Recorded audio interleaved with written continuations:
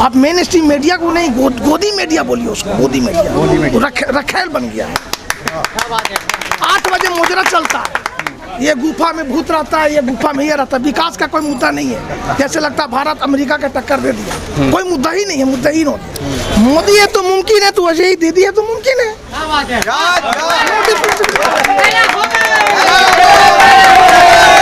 मोदी है तो मुमकिन है, तो दीदी है तो मुमकिन क्यों नहीं हो सकता? There are no difference between Didi and Modi. That is battle, that is election battle between the ideology.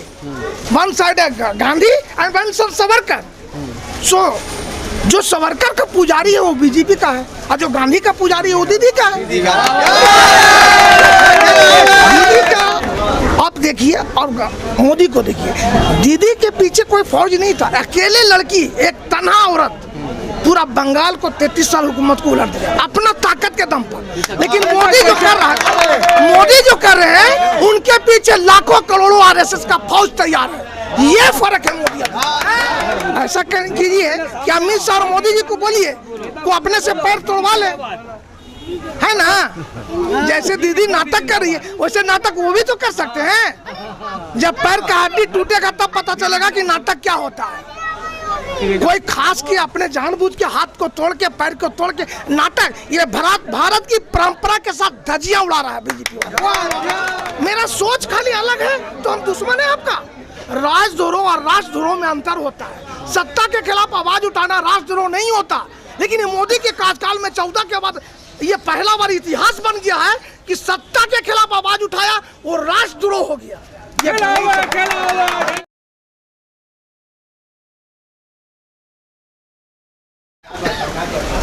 Sir, यहाँ के क्या अहम मुद्दे हैं जिनको ध्यान में रख करके आप वोट करिएगा 2021 विधानसभा इलेक्शन चुनाव में, और यहाँ पर किसकी लहर चल रही है? क्योंकि कई सारी पार्टियाँ जो है मैदान में हैं, जिसमें सीपीएम, कांग्रेस, आईएसएफ का अलायंस भी है, ऑल इंडिया मजलिस इत्तेहादुल मुस्लिमीन भी चुनाव लड़ रही है, टीएमसी और बीजेपी भी है। तो यहाँ पर किसकी लहर चल रही है और किन मुद्दों पर आप वोट करेंगे? सबसे पहले तो मुद्दा की जहाँ तक बात आता है तो बंगाल की एकता एक मुद्दा हुआ, रोजगार 2 मुद्दा हुआ, जन सुविधा 3 मुद्दा हुआ। जहाँ तक लहर की बात है तो हमारा मानना है कि टीएमसी सरकार बनाएगी, अवश्य बनाएगी। हाँ, ये हो सकता है कि थोड़ा बहुत सीट कम जाए, मेरा मानना ऐसा है। और ऐसा हमको लग रहा है वातावरण से, व्यवहार से, बातचीत से, इधर उधर जाने से, मार्केट में जाने से, पता चलने से, आदमी का रुझान से, बीजेपी का द्वारा बनाया गया एक भूचाल है जो लास्ट में ब्लास्ट हो जाएगा। ये बनाया गया है, हवा बनाया गया है, एक्चुअल में हवा है नहीं, बनाया गया है, बनावटी है। रियलिटी 2 तारीख को नजर आ जाएगा। एबीपी सी वोटर का सर्वे आया है जिसमें बीजेपी जो है 98 से 114 सीटें कम से कम जीतते हुए दिख रही है। तो ये कुछ बीजेपी या टीएमसी जो है 150 प्लस से 165, 170 तक जाते हुए दिख रही है।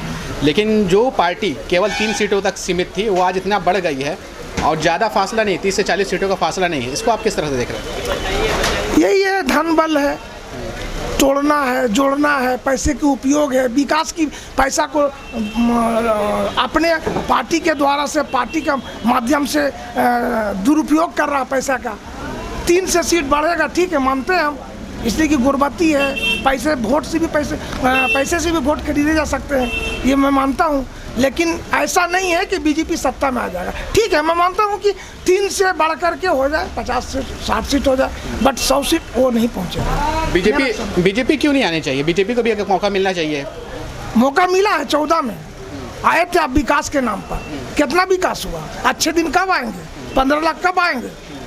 बीजेपी तो दावा करती है कि जो केंद्र की सरकार की तरफ से फंड दिया जाता है, जो केंद्र सरकार की तरफ से योजनाएं हैं, वो ममता दीदी जमीन तक पहुंचने ही नहीं देती है, आम लोगों तक पहुंचने नहीं देती है। वो दावा करना अलग बात है और देना अलग बात है। झूठ का पलिंदा है, पैसा देता ही नहीं है, उसके पास है ही नहीं। वो सारा पैसा तो विदेश में जाके ख़त्म कर दिए। अंशुमान योजना के तहत जो गैस मिला है वो गैस लेके खाएगा आदमी, उसका दाम इतना बढ़ गया है कि आप कैसे भराइएगा? रोजगार नहीं है, बड़ा फौज तैयार हो गया, पढ़े लिखे लड़का जहाँ तहाँ टाल रहे, इधर उधर मारे फिर रहे हैं। जीडीपी आपका नहीं है, अब हम बांग्लादेश से भी पीछे चले गए। यानी कि यहाँ पर महंगाई और बेरोजगारी एक मुद्दा है। बेशक है, बहुत जरूरी है मुद्दा, और यही हकीकत है। आप ऐलान करते हैं कि बंगाल में 5000 ऐसा बस्ती है जहां एक भी हिंदू नहीं है, या तो पलायन कर दिया गया, या तो मार दिया गया, या तो उसको कन्वर्स कर दिया गया। ये क्या है? ये विकास का खेल है, ये पोलराइज का खेल है। इनका पोलराइज पर ही खेला है। अब पोलराइज में ये जीते या हारे, इसके सवाल कोई बुझा नहीं। तो ये हम जानना चाह रहे हैं कि पोलराइजेशन या बीजेपी के लिए जो ज़मीन तैयार हुई है, आज से 10 साल पहले उनकी ज़मीन नहीं थी। लेफ्ट पार्टियां और सेकुलर पार्टियां के बीच में ही लड़ाई होता। तो ऐसा क्या टीएमसी ने गलती किया जिसकी वजह से बीजेपी को एक रोड मैप मिला और वो यहाँ की सत्ता में इस हालात में आ गया है कि वो सत्ता में आ भी सकती है? बात एक्चुअली ये है कि उसका मुखिया बहुत अच्छी है, ममता दीदी, लेकिन उसका पार्टी का और भी जो नेता हैं वो भ्रष्टाचार किए हैं, इसमें कोई शक नहीं है। लेकिन भ्रष्टाचार करके अब बीजेपी में गए हैं तो अच्छे भी हो गए हैं, ऐसी भी बात है। उनका पार्टी ज्वाइन कर लिया तो अच्छे हो गए। अब ईडी उडी नहीं है, अब ठीक हो गए, तो वो भी एक रीजनल पॉइंट है। अब सवाल कीजिए। बीजेपी दावा करती है कि जो टीएमसी सरकार है वो मुस्लिम अपीजमेंट करती है, यानी कि मुस्लिम तुष्टीकरण करती है। और बीजेपी क्या करती है? टीएमसी तुष्टीकरण कर रही है। मैं मानता हूँ, चलिए ठीक है, एक मिनट के लिए मान लिया जाए। तो बीजेपी क्या करती है? आप बताइए। हिंदूकरण करती है, वो भी तुष्टीकरण करती है। तो क्या फर्क पड़ता है? कोई बात नहीं है, हो गया तो बराबर हो गया, वी आर इक्वल। आप नहीं करते, उस पर अगर इल्जाम देते तो मैं मानता। आप तो खुद कर रहे हैं। आप जिस साबुन हेमाम में नहा रहे हैं उसी साबुन से वो भी नहा रही है। गलत क्या है? आप नहीं कर रहे हैं, हम साबित करें? बोलिए, हम साबित करते हैं कि आप करते नहीं करते।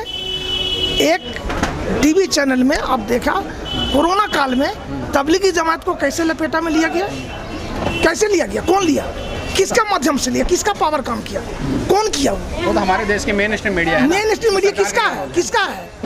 प्रेशर में, ताकत में, दबाव में। आप मेन स्ट्रीम मीडिया को नहीं, गोदी मीडिया बोलिए उसको, गोदी मीडिया रखेल बन गया है। 8 बजे मुजरा चलता है, ये गुफा में भूत रहता है, ये गुफा में ये रहता है। विकास का कोई मुद्दा नहीं है। जैसे लगता है भारत अमेरिका का टक्कर दे दिया, कोई मुद्दा ही नहीं है, मुद्दाहीन हो गया। 14 के बाद आपने जो वादा किया था पूरा किया। आज दीदी जो हमको ला के दिया है मैनिफेस्टो, हम उस पर एतवार कर रहे हैं। अब अगर उसको पूरा ना किया तो हम उसको नहीं चाहेंगे। लेकिन आप जो 14 में वादा किए तो कब कीजिएगा? पहले आप उसको कर दीजिए, बाद में आप लॉलीपॉप खिलाइएगा। आइए और नेक्स्ट सवाल कीजिए। बॉलीवुड के एक बहुत बड़े एक्टर हैं मिथुन चक्रवर्ती। वो पहले लेफ्ट पार्टियों में रहे हैं, फिर टीएमसी में चले गए और अब बीजेपी में चले गए। और बीजेपी में उन्होंने जाकर के एक डायलॉग मारा है, आई एम कोबरा। इसको किस तरह से देख रहे हैं? वो डायलॉग नहीं मारा है, उसको जो झोला में भर के रुपया दिया गया है इसलिए वो उबाल खाया है। इसके पास तो काम नहीं है ना। उस बुढ़ा हो गए तो दादा आप क्या करेंगे? सीरियल है नहीं, फिल्म है नहीं, तो आप करेंगे क्या? तो मिथुन दादा को झोला में भर के नोट मिला, अब उधर से अपना ये कर रहे हैं। नहीं, तो सवाल यहाँ पर ये उठता ना, जब तक मिथुन दादा टीएमसी में थे तब तक वो ठीक थे, लेकिन जब बीजेपी में चले आए तो वही टीएमसी मिथुन दादा जो है बुरा हो गया ना। बुरा क्या है? बुरा नहीं हो, वो अपना वफादारी निभा रहे हैं कि आपका खाएंगे तो आपका खाएंगे कि नहीं खाएंगे। अरे हम जिसका खाएंगे उसी का ना खाएंगे। तो मिथुन दादा खाएं बीजेपी का तो खाएंगे बीजेपी का। मतलब इससे पहले लेफ्ट पार्टी से जब वो टीएमसी में आया तो टीएमसी का वो खा रहे थे, तब वो सही थे। हाँ, वो मान के चलिए, मैं मानता हूँ उसको, हकीकत है। एक मिनट के लिए मान लिया जाए कि वो खा रहे थे तो गा रहे थे। आप टीएमसी के कई सारे जो बड़े नेता हैं वो बीजेपी में शामिल हो गए हैं, तो उसका कितना बड़ा असर पड़ेगा, कितना वो नुकसान करेगा टीएमसी पार्टी को? मोदी है तो मुमकिन है, तो वजह ही दीदी है तो मुमकिन है।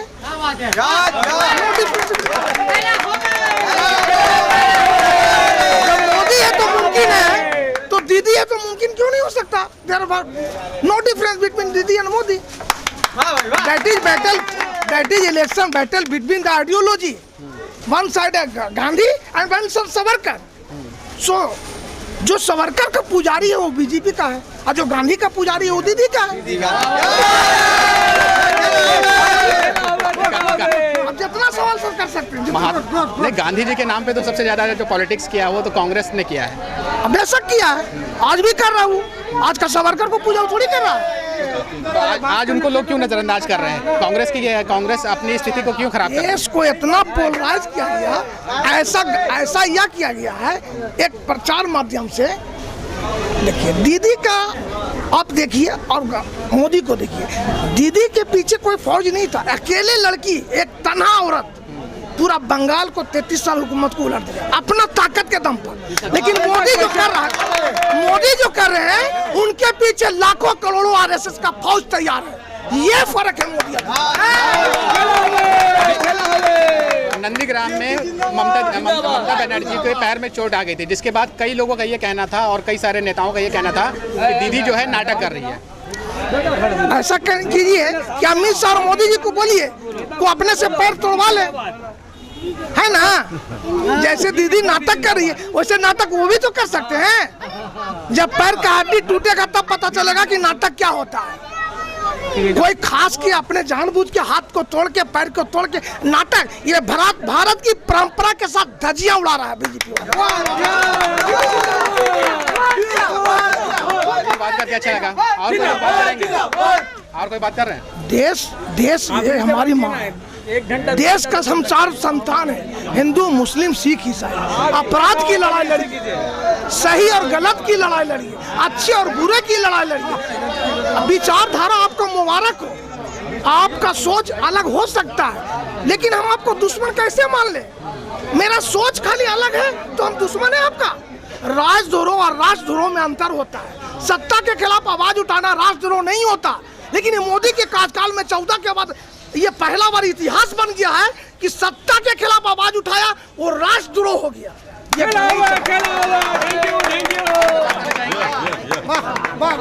दीदी तो आना है, दीदी तो आना है, दीदी ने विकास किया है।